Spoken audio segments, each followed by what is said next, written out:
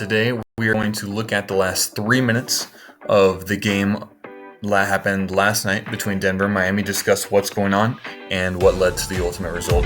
It was much closer than it could have been. So the first thing we notice is Miami is in zone in this situation. They're going to come back in zone on any made basket, anything essentially that wasn't a miss. Okay? So in their zone, their goal is to take away Jokic, and the high priority is on the ball and Jokic. So those are the two things they care about. So with Jamal Murray on the ball, Jimmy Butler is in the middle, trying to help make sure the ball doesn't get to the middle. Bam Adebayo is struggling with Jokic. When the ball screen comes up, Heat defense also swarms that, which is going to leave opportunities on the other side. Skip the ball to the other side. Aaron Gordon's like a 34% three-point shooter. So that's a good look, especially in this situation. And it cuts the lead down to 9. Okay, so then the Heat come down. First off, I don't know where Bam is throwing this ball. This is a rocket. Like, that would be so hard to catch. But it gets a fortunate bounce where it comes back out. And the offense goes. Martin does a good job getting to the inside and then being smart. Lowry definitely forces up a shot. That's a win for Denver's defense for sure. Coming back, because it was a missed shot, they're now in man-to-man, which means they have to match up aggressively with who they think is the optimal person to match up with.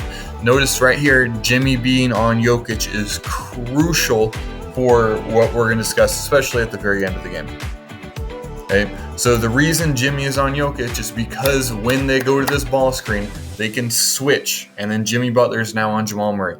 Okay? Jimmy Butler is making sure to be smart. So even though this isn't like a hard closeout from Jimmy Butler, I do think this is 100% the right closeout. You up by 9, your main priority on defense is to force difficult shots, and this is a difficult shot, and you want to make sure you don't foul him.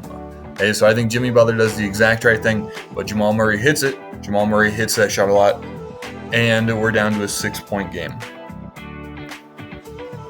Okay, so as Miami goes in the offense, the goal here is, first off, we can notice that Denver is switching ball screens here. Okay, so as soon as this screen is set, they're switching. They do want Jamal Murray and Jimmy Butler. That is probably a good matchup for Miami in this situation. All Miami wants right now is to get a decent look. Doesn't have to be a great look. Doesn't have to be a crazy good look at the rim. You just want to be able to make a shot and maintain the lead that you have, because the clock is your friend. So the more time you can take off the clock while maintaining the lead is a win. Okay, so I honestly like this. I'm not a huge fan of mid-range jumpers, but in this situation, I do think is a good shot. Okay, stepping into it, relatively uncontested, that's a good look. Lead back at 8. Denver needs a 3. So because it's a made shot, Miami falls back into this zone.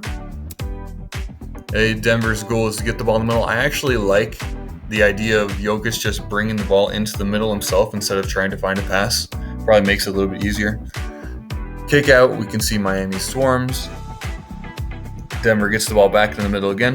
Then one of the crucial areas of the zone is it's really hard to rebound out of because you're not tied up with an individual man. It's kind of like a free-for-all. So Denver does end up getting the rebound, and Brown shoots a little floater, making it back to a 6-point game. The issue is Denver's running out of time. They got to start scoring immediately. Like, if you're trading 2-point shots with Miami, you're going to lose. So again, we see that Denver didn't want to switch and then did concede the switch ultimately. As the ball gets moved around, this is a difficult shot, although KCP loses track of him for a minute. Duncan Robinson shot it very off balance for some reason. Maybe he thought the defense was closer. So Denver with 1:30, that's about 2-3 possessions.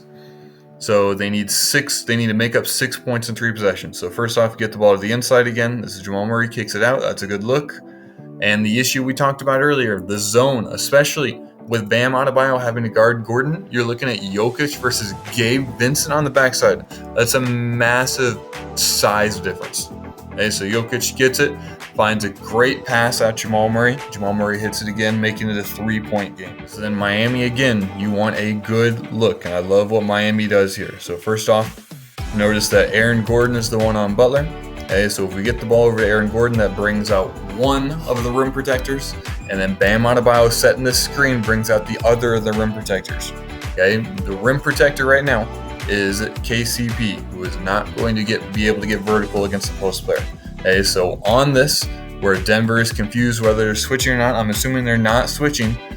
but that means that you're going to have 2 on the ball for a period of time. They're able to find Bam Adebayo, and Bam Adebayo gets near the rim and gets fouled.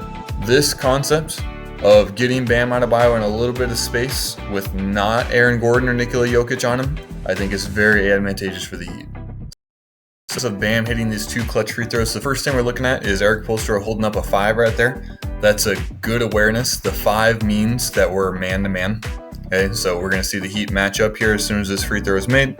Okay, they are man-to-man. Butler picks up Murray right away.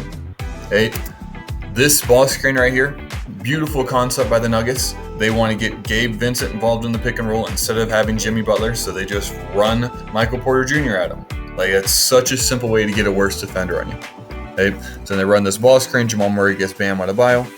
This is going to be an unbelievable advantage for Nikola Jokic in the pass, in the post. Like, holy smokes. If you get Bam Adebayo on the outside, like, they're not going to stop Nikola Jokic like that. No chance. So that cuts it to a 3-point game.